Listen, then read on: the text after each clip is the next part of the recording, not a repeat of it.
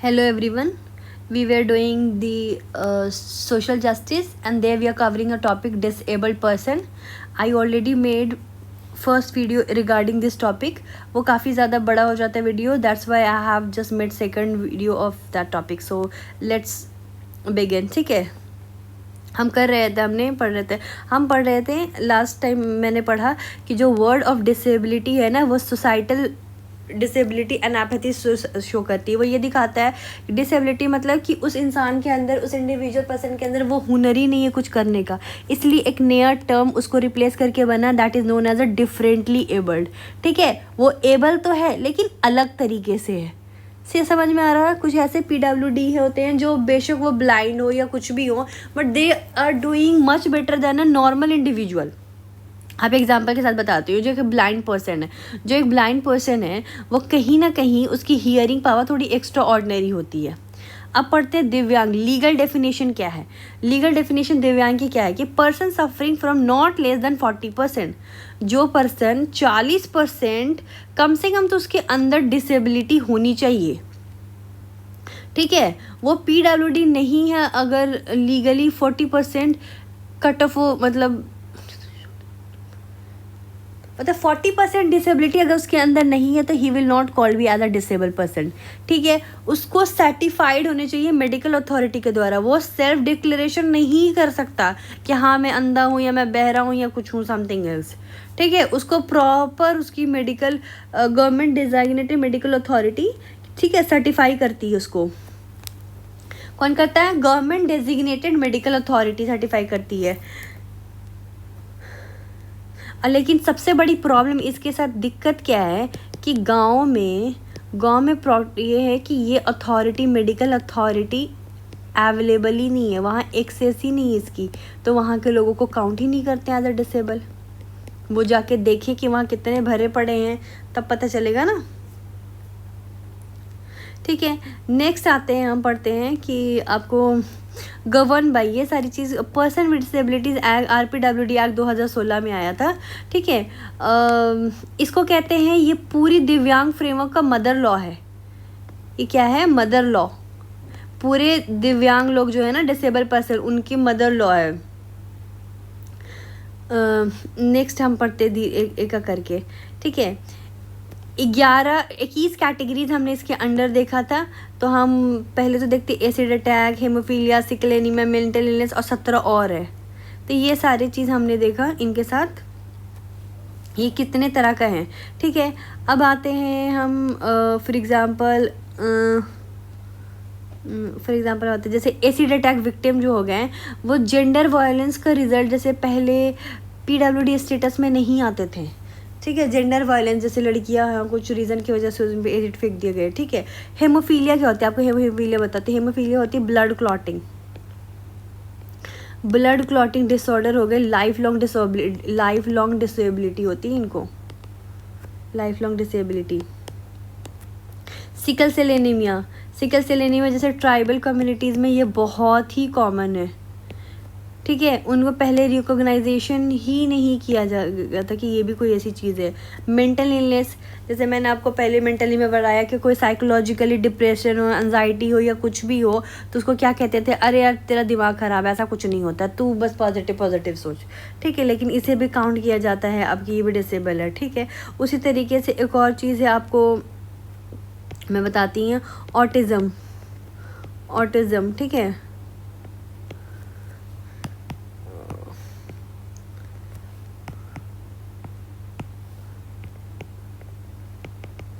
Autism spectrum disorder. इसमें क्या होता है कि ये क्या होता है कि चिल्ड्रंस में बहुत ही ज़्यादा ये कॉमन होता है और इसका अर्ली डिटेक्ट करना बहुत ज़्यादा ज़रूरी है. ठीक है, नेक्स्ट आते हैं आपको फॉर एग्ज़ाम्पल 1 मिनट. ठीक है, ग्लोबल फ्रेमवर्क ग्लोबली किस तरीके से इस पर काम करते हैं. तो आपको एक बात बताइए, UNCRPD इस पर किस तरीके से काम करती थी. UN कन्वेंशन और राइट ऑफ PWD, इसको इंडिया ने साइन किया और लीगली बाइंड हुआ है. ठीक है, टैलिन गाइडलाइन के अकॉर्डिंग. कब साइन किया था इंडिया ने? 2007 में, ठीक है, और 2008 में रेटिफाई कर दिया था, रेटिफाई, ठीक है। लीगली बाइंडिंग का मतलब होता है कि इंडिया को लीगली ऑब्लिगेटेड है कि वो UNCRPD मतलब United nation convention of right of PWD के प्रोविज़न को इम्प्लीमेंट करें। यही रीज़न है कि इंडिया को 1995 वाला एक्ट को रिप्लेस करके 2016 में वो लेकर आए, एक स्टैंडर्ड एक्ट, ठीक है। नेक्स्ट आते हैं आपको Tallinn guideline. This is a Tallinn guideline, ये सेकंड पॉइंट है, ये पहला पॉइंट था, ये सेकंड पॉइंट है, टैलिन गाइडलाइन, ठीक है। टैलिन गाइडलाइन एक सेट ऑफ गाइडलाइन है जो UNCRPD को प्रैक्टिकली इम्प्लीमेंट करने के लिए कहता है, ठीक है। ये बात करता है स्पेशली कि उनको एम्प्लॉयमेंट और वोकेशनल ट्रेनिंग दी जाए, किसके अंडर, ILO के अंडर, किसके अंडर, ILO के अंडर, किसके under, ILO, international labour organisation, international labour organisation के अंडर, ठीक है। नेक्स्ट आते हैं हम Biwako millennium framework. Biwako millennium framework, इसका मतलब होता है बिवाको जापान में 2002 में अडॉप्ट हुआ, जापान में अडॉप्ट हुआ था, कहाँ, जापान में, ठीक है। ये कहता है कि Asia Pacific framework of disability inclusion. तो क्योंकि ग्लोबली बने हुए फ्रेमवर्क है ना, तो कभी कभी वेस्टर्न कंटेक्स्ट के लिए होते हैं, एशिया की ग्राउंड रियलिटीज़ बिल्कुल ही अलग होती है, ठीक है। तो ये जनरली बात करता है कि आप किस पे काम कर सकते हैं, एजुकेशन पे कर सकते हैं, एम्प्लॉयमेंट, एक्सेसिबिलिटी, पॉवर्टी। तो बेसिक चीज़ याद कर लीजिए आप, आपका एजुकेशन पढ़ाई, आपके एम्प्लॉयमेंट रोज़गार, आपकी एक्सेसिबिलिटी, आपको गरीबी, इन सब पे काम करता है, ठीक है। नेक्स्ट आते हैं इकोन स्ट्रैटेजी, तो मेक द राइट रियल। सिर्फ किताबों पे राइट नहीं होने चाहिए, रियल लाइफ में भी उनके लिए आप वो चीज़ काम कर सके, पेपर पे भी वो चीज़ लेकर आए। नेक्स्ट है माराकेश ट्रीटी, तो ऐसे याद करिए UNCRPD, मिवाको उसको मिला दो मुझसे, बिवाको।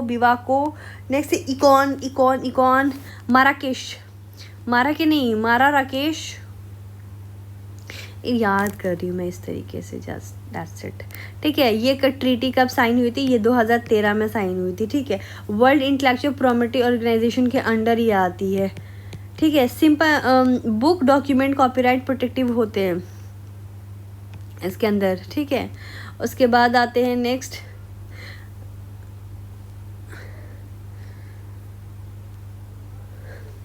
आते हैं कि जैसे आपको for example education related NEP के बारे में मैंने आपने कितना बार कहा कि बैरियर फ्री एक्सेस प्रोवाइड करो इन लोगों के लिए, RTE फ्रॉम PWD, ठीक है। 18 साल के बच्चों के लिए कंपलसरी कर दो, ठीक है। नेक्स्ट आते हैं आपको हम accessible India education, accessible India campaign, Sugamya Bharat, also called as Sugamya Bharat Abhiyan. ये कब हुआ था, 2015 में लॉन्च हुआ था, 2015 में लॉन्च हुआ था department of employment of person with disabilities के under, department of employment of person with disabilities के अंडर में हुआ था, ठीक है। और ये क्यों हुआ था, आर्टिकल 19 को एक्सेसिबिलिटी की इम्प्लीमेंट करने के लिए बना था। सुगम्य का मतलब होता है एक्सेसिबल, इसका मतलब ही होता है एक्सेसिबल की पहुंच होना चाहिए, ठीक है। PWD जो है वो फिजिकली स्पेस एक्सेस नहीं कर पाते, तो उनको बाकी सारे राइट मीनिंगलेस है, वो कुछ कर ही नहीं रहे हैं, तो उनको बाकी राइट जो मिल रहा है वो भी मीनिंगलेस है ना। तो इस तरीके से इस चीज़ को प्रोवाइड करना चाहिए। 3 पिलर बने थे, पहला कि बिल्ट इन्वायरमेंट एक्सेसिबिलिटी, ठीक है। जैसे फॉर एग्जांपल मैं बताती हूँ, सारे गवर्नमेंट बिल्डिंग में रैंप, लिफ्ट, टॉयलेट, आपको proper signage, airport, railway station, hospital सब कवर होनी चाहिए, ठीक है। प्रॉब्लम को क्या करना है, रेट्रोफिट करना है। रेट्रोफिट मतलब रेट्रोफिट करना है, इसका मतलब वो पुरानी बिल्डिंग को मॉडिफाई करनी है। सॉरी, प्रॉब्लम इसके साथ ये है, प्रॉब्लम इसके साथ ये है, ये सारी चीज़ मैंने बताया कि ये सारी चीज़ पूर्ण होनी चाहिए, लेकिन इसके साथ इशू क्या है? इशू ये है कि कहने को तो कह दिया कि ये सारी चीज़ प्रोवाइड होनी चाहिए, लेकिन ये बहुत ही स्लो चल रहा, बहुत स्लो और बहुत कॉस्टली, इसलिए बहुत ही स्लो प्रोसेस है ये। नेक्स्ट है ट्रांसपोर्ट एक्सेसिबिलिटी। ट्रांसपोर्ट एक्सेसिबिलिटी में कैसे, जैसे इनके लिए बस, ट्रेन, मेट्रो, ऑटो रिक्शा, ये सब पीडब्ल्यूडी फ्रेंडली होना चाहिए। ठीक है, लो फ्लोर बसेस होना चाहिए, ऑडियो अनाउंसमेंट होना चाहिए, ताकि अंधे हैं तो वो मतलब जो अंधे हैं तो वो बहरे तो नहीं है ना, तो वो सुन सकें। जैसे टैक्टिकल पाथ होना चाहिए। टैक्टिकल पाथ, टैक्टिकल पाथ मतलब होता है कि आंखों से ना देखने वाले के लिए ज़मीन पर रेज स्ट्राइप होना चाहिए, रेज स्ट्राइप। व्हील चेयर होना चाहिए ट्रेन में, व्हील चेयर होना चाहिए कहाँ? ट्रेन में। नेक्स्ट, तो ये इनके लिए ये सारी चीज़ होनी चाहिए। आईसीटी, इंफॉर्मेशन कम्युनिकेशन टेक्नोलॉजी, ये क्या हो रहा है कि गवर्नमेंट ऐसा वेबसाइट या ऐप या डिजिटल सर्विस प्रोवाइड करे कि स्क्रीन रीडर कंपैटिबल हो, specially for the blind user. ठीक है, क्या प्रोवाइड करे? इंफॉर्मेशन एंड कम्युनिकेशन टेक्नोलॉजी क्या प्रोवाइड करे आपको?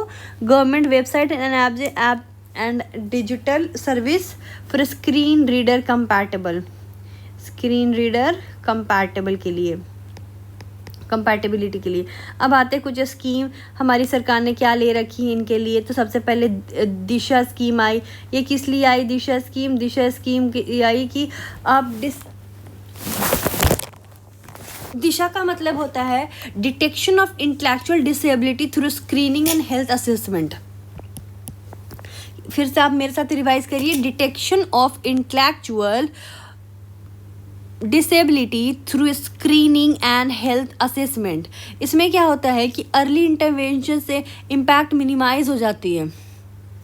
किसके लिए? 0 से 6 ईयर के बच्चों के लिए। अगर अब पहले ही बता ले कि इनके साथ प्रॉब्लम क्या है, जैसे फॉर एग्जांपल ऑटिज़म, ठीक है, इस तरीके की बीमारी पहले ही बता लेते तो ये हम इसका कुछ ना कुछ आउटकम निकाल सकते हैं। नेक्स्ट है विकास स्कीम। विकास में हो जाएगा वोकेशनल ट्रेनिंग फॉर पीडब्ल्यूडी। इसमें कि इनको स्किल ट्रेन देना चाहिए, ठीक है, एंड इसको आप स्किल इंडिया मिशन के साथ लिंक कर सकते हैं, स्किल इंडिया मिशन। ठीक है, जैसे फॉर एग्जांपल आप इनको ब्यूटिशियन सिखाएं, आप इनको टेलरिंग सिखाएं, कंप्यूटर स्किल सिखाएं, तो you can link this skill India mission. Next हो गया समर्थ। समर्थ मतलब होता है care home and assisted living. ठीक है, जैसे जो पीडब्ल्यूडी कम्प्लीटली डिपेंडेंट है, जो पीडब्ल्यूडी कम्प्लीटली डिपेंडेंट है किस पे? 24/7 केयर चाहिए उनको, तो उनको किस स्कीम के अंडर रखा गया है? रेसिडेंशियल केयर होम में। जैसे फैमिली नहीं है या फैमिली केयर नहीं दे सकती तो स्टेट प्रोवाइड करता है उनको, असिस्ट लिविंग फैसिलिटीज़ प्रोवाइड करता है। नेक्स्ट है निर्मया। निर्मया क्या है? हेल्थ इंश्योरेंस है। जैसे ऑटिज़म, कोई बच्चों को ऑटिज़म हो गया या सेरेब्रल पैल्सी हो गई है, ठीक है, तो इस तरीके के प्रॉब्लम के लिए हेल्थ इंश्योरेंस प्रोवाइड करता है जो अफोर्ड नहीं कर पाते हैं। ठीक है, कितना प्रोवाइड देते हैं? 1 लाख तक का इंश्योरेंस। अब आते हैं संभव। संभव क्या है कि लिविंग डिवाइस एंड असिस्टेटिव टेक्नोलॉजी। अब इसमें क्या है कि मैं बताती हूँ, जैसे व्हील चेयर हो गए या क्रचेज़ हो गए या आपको हियरिंग एड्स हो गए या आर्टिफिशियल लिम्ब हो गए, ठीक है, ये सारी प्रॉब्लम्स जो हैं इस चीज़ की प्रॉब्लम्स को मतलब टैकल करता है। लेकिन इसके साथ इशू क्या है? इसके साथ इशू क्या है कि ये बहुत ही कॉस्टली, जैसे इशू ये है कि ये बहुत ही कॉस्टली आता है, तो हमारी सरकार जो है संभव के द्वारा इसको अफोर्डेबल बनाती है। ठीक है, नेक्स्ट आते हैं इंस्टीट्यूशनल मैकेनिज़्म। अब इंस्टीट्यूशनल मैकेनिज़्म किस तरीके से फंक्शन कर रही है? जैसे डिस्ट्रिक्ट डिसेबिलिटी रिहैबिलिटेशन सेंटर, तो ये हर डिस्ट्रिक्ट में होनी चाहिए। ठीक है, काम क्या करता है इसका? तो डिसेबिलिटी सर्टिफिकेट इशू कराना, इनका डिसेबिलिटी सर्टिफिकेट इशू कराना है।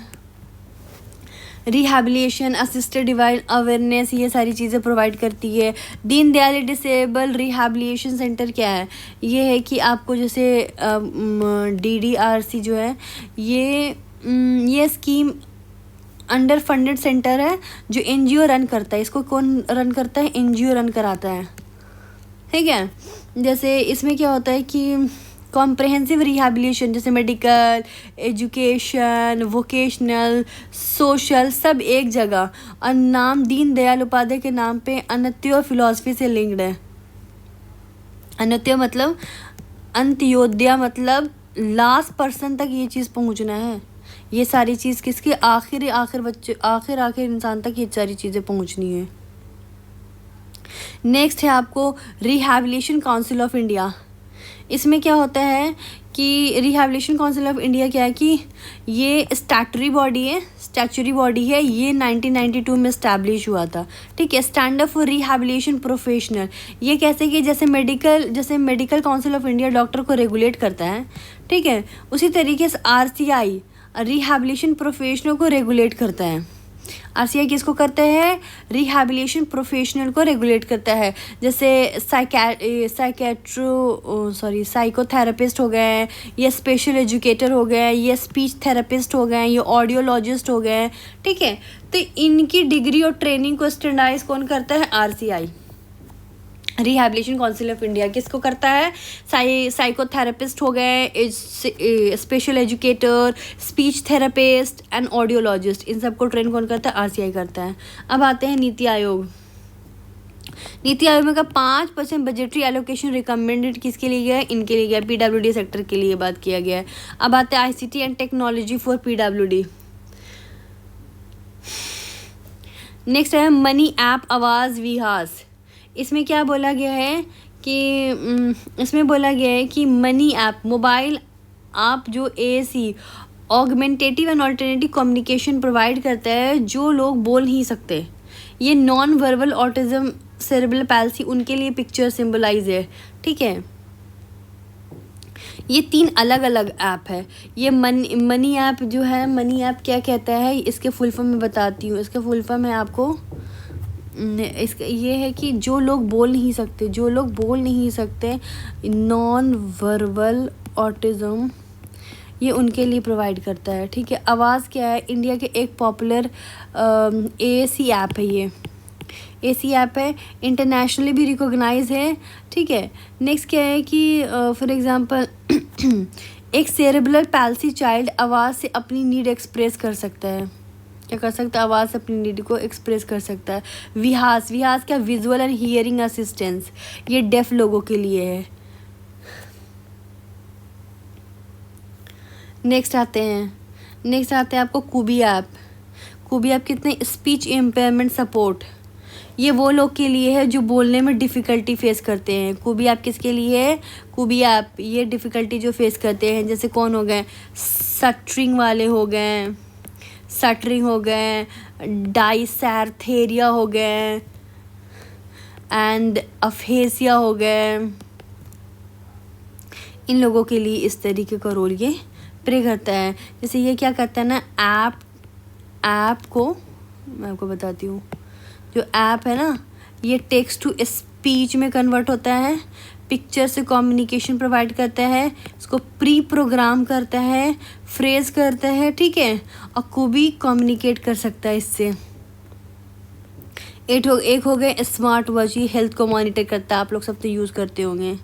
अब आते इशू क्या फेस करता है पीडब्ल्यूडी, तो एक्सेस इश्यूज़ है, साइक्लिक इनविजिबिलिटी, ठीक है, हिडन फ्रॉम पब्लिक, मैंने आपको पहले बता दिया, tempo speed of movement is always excluded, discrimination at all level, education की कमी, 1/3 स्कूल ही नहीं जाते, 55% पीडब्ल्यूडी तो इलिटरेट है, नॉन इंक्लूसिव इन्वायरमेंट है, एम्प्लॉयमेंट मतलब सिर्फ 4% रिजर्वेशन इनके लिए, इम्प्लीमेंटेशन ग्राउंड बेसिस पे है ही नहीं।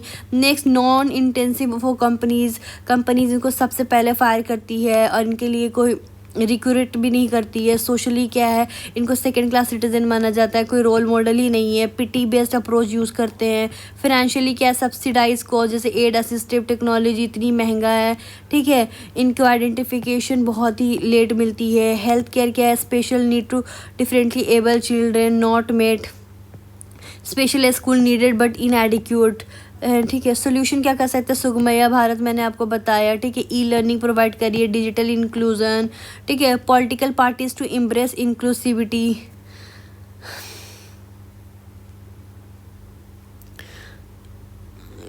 Minute. Political parties.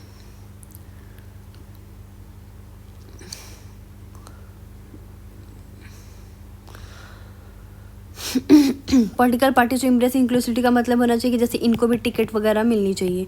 SC ST like reservation should may be earn and care line, जैसे इस SC ST पर ध्यान दिया जा रहा है, इन पे भी ध्यान दिया जाए. लीगल रिफॉर्म ये है इनके साथ कि आप इनको जैसे लीगल रिफॉर्म जैसे 2016 RPWD में जो भी गैप आए हैं, प्राइवेट सेक्टर में रिजर्वेशन दे दो. पेनल प्रोविज़न वीक है, ठीक है. अपील मैकेनिज़्म वीक है. मेंटल हेल्थ अलग एक्ट में काम कर रहा है. डाटा गैपिंग है. ये सारी चीज़ को सुधारो. अवेयरनेस कैंपेन चढ़ाओ. कॉन्स्टिट्यूशन मोरालिटी को ऊपर लेकर आओ. जैसे इसका एग्जांपल हो जाएगा नवतेज सिंह, ये ट्रांसजेंडर से रिलेटेड है. मैंने इसको कम्प्लीटली पढ़ाया है आपके लास्ट वीडियो में. सपोर्ट फ्लो मैकेनिज़्म में फॉर एग्जांपल आपको DBT direct benefit transfer system use करो, ठीक है. और नेक्स्ट हो गया incentives companies to recruit PWD. आप टैक्स रिबेट करो,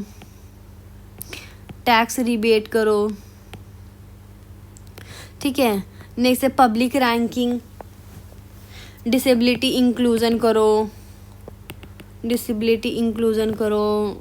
गवर्नमेंट कॉन्ट्रैक्ट को रेफ़र करो. Special school for special need of different able children. Subsidise cost aid and assistive technology में इनके लिए प्रोवाइड करो. रिड्यूस कॉम्प्लेक्सिटी इन आइडेंटिफिकेशन, जो आइडेंटिफिकेशन में कॉम्प्लेक्सिटीज़ आ रही है ना, जैसे एक्सेसिबिलिटी ही नहीं है आपको कहाँ गांव वगैरह में, सर्टिफिकेशन प्रोसेस में, तो इसे दूर करो. तो क्या क्या सारी चीज़ें करो वे फॉरवर्ड में. लर्निंग प्रोवाइड करो. सुगमया भारत तो मैंने बता ही दी आपको. पॉलिटिकल पार्टीज़ में टिकट दो. SC ST पर जैसे ध्यान देते हो इन पर भी ध्यान दो. लीगल रिफॉर्म, जो भी इनके लिए एक्ट वगैरह प्रोवाइड की गई है उसमें अगर कुछ भी इश्यूज़ है तो उसे रिवाइज़ करो दोबारा.